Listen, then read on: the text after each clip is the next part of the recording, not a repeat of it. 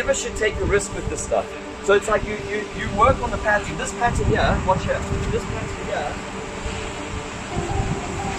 Yeah, is this on the floor. Watch. Watch. Okay, it's the same pattern but in 2D. 9 of them, weight back, good, 2, 3. And what is the difference between what you're doing now and a run?